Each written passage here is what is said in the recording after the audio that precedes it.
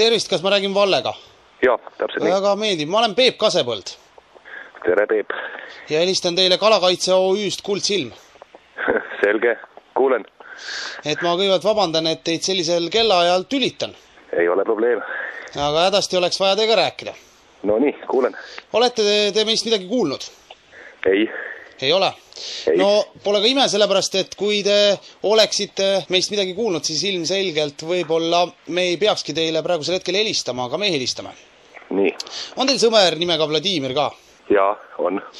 No meil on igatahes andmed, et te sõitsite talvekuudel peaaegu igal nädalavahetusel Peipsi järve peale oma motoriseeritud sõidukitega. Jaa. Teil peaks olema siis ATV. Jaa. Ja Vladimiril peaks olema lumesaan või mingi sarnane. Jaa, on küll, jah. Ja nüüd te küsite kindlasti, et miks ma teile helistan. Täpselt nii. No sellepärast, et meile tulid väikesed kaebused teie kohta. No nii, kus kohalt? Peipsi kalamehed kohalikud kaebasid teie peale, et te kihutasite järve ajal korduvalt väga palju ja väga kiiresti. Miks te nii tegite, ma küsin? Me ei seganud mitte kedagi. Olete kindlad? Täpselt nii. No nimelt... Mitte kellegi juurest me ei sõitnud mööda. Lähedalt, kilomeetrite kauguselt. Okei, nimelt üks Peipsi kalur, Kolja, omab sellist asja nagu kiirusemõõtja koos fotokaameraga. Nii. Ja ta filmis teie sõitu siis ATV-ga ja tõi need videolindid koos kiiruse selle näidikuga meile. Meie näeme selle videolindi pealt, et kiiruseks on 72 kilomeetrit tunnis. Kuidas see võimalik on, ma küsin kõigepealt? Aga miks ei ole? No ei ole ju eriti ilus nii kiiresti jää peal nüüd kihutada. No ega see lauski jää ei olnud. See oli ikkagi lumine jää, kus oli korralik haardumine ja nii edasi ja nii edasi. No jaa, aga kas te ei arva, et näiteks praegusel raskel ajal Eesti riigis ei oleks ilus teiste ees uhkustada oma uhkete sõidukitega, teised mehed peavad jala käima jää peal? Aga kes ütles, et me uhkustasime? No kihutasid te, sellepärast et enam te kihutada ei saa, nüüd on ju Peipsi jääle minek keelatud. Ja otse loomulikult, jah. See on juba vist, jah, mõned päevad tagasi juba keelatud. Nii täpselt nii ta on. Ja. Et mis siis oli? Tahtsite lihtsalt näidata, kui kõvad masinad teil on või mis? Ma ei saa aru, minu arust ei olnud meie lähedust mitte ühtegi kalamees seal nii öelda 100 meetri peal või kilomeetri raadiuses, nii et ei olnud me kedagi uhkustada midagi, et ma ei saa nagu aru hästi sellest. No Kolja oli? Ei, mina ei tea mingit Koljat ausalt öelda. Ei, no te ei saagi teda teada, ega ta ei olegi teie sõber, sellepärast ta lihtsalt kaebas, et teda häirivad sellised asjad ja häirisid. No järv on kõigile liiklemiseks avatud, eks ole, nii et noh, ma saan aru, et teda võib häirida ükskõik mis asi. Aga kas te leiate, et äkki me peaks panema järve jääle hoopis kiirusemõõtjad peale või märgid, mis lubavad teatud kiirusega sõita, sellepärast et järve jää all on kalad ja kui väga suure kiirusega jää peal sõita, siis jää hakkab vibreerima teadolevalt. Ja see ju rikub ka eluskooslust siis järve jää all ehk siis järve loomasid ja kalasid.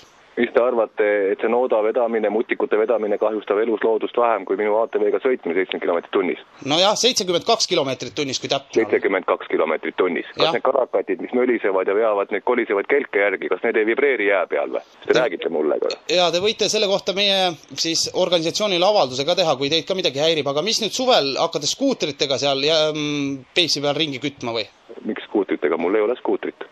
Aga millega te siis suvel kalale lähete? Paadiga. Ahah, okei. Aga põhimõtteliselt, kuna nüüd Kolja niimoodi meile kaebus esitas, siis meie tahaks teha teile nüüd trahvi ka. Mis õigused mu trahvi teete? Kes te olete selline? Peep Kasepõld olen mina. Ma tean. Te ennast tutvustasite. Kalakaitse OÜ Kuldsilm. Et aga tegelikult on võimalus ka trahvist pääseda. Mingit trahvide õigust teha ei ole, unustage ära. Aga ma räägin sellest pääsemisvõimalusest, et me otsime inimesi, kes teeksid sellist mõnusat ühiskondlikult kasulikku tööd. Teate, te mõtlete, kes hakkab nagu kalakaitsjaks või? Ei, kes korjaks Peipsi järve äärest konisid. Ahah, aitäh. Parem ma pakkus teile hoopis muud varianti välja. Et võib-olla tulete Tartu sadamasse oma kiiruse mõõtjaga või toote selle Kolja sinna. Nii? Ta hakkab paatide kiirust mõõtma siin sadamas. Kas seal keegi ületab midagi? Kas te ei teagi veel Kuldsilm? OÜ Kuldsilm, kui täpne olla. OÜ Kuldsilm. Vaat ei tea, jah, ma ei ole sinna sattunud. Vaata, et kõrati selle asemel, et Koljasid kuulata, peate natuke sadamas ringi vaatama Tartu vahel, eks ole, mis siin toimub veel paatidega. Okei. On ju? no kindlasti, aga kui teile see... Koolja siia valves, ma oleks väga õnnelik, kui keegi nagu see korda looks sadamas. Ma ei julge Kooljat sinna saata, sest äkki te annate Kooljale lihtsalt peksa. Ei, minul pole põhjust talle peksa anda. Okei. Aga teine võimalus on ka nendest suitsukonide korjamisest pääseda niimoodi, et mul oleks tegelikult enda juurde nagu sellist sulast vaja, kes mu puud ära lõhuks. Et siis ma viskaks selle trahvikviitungi prügikasti.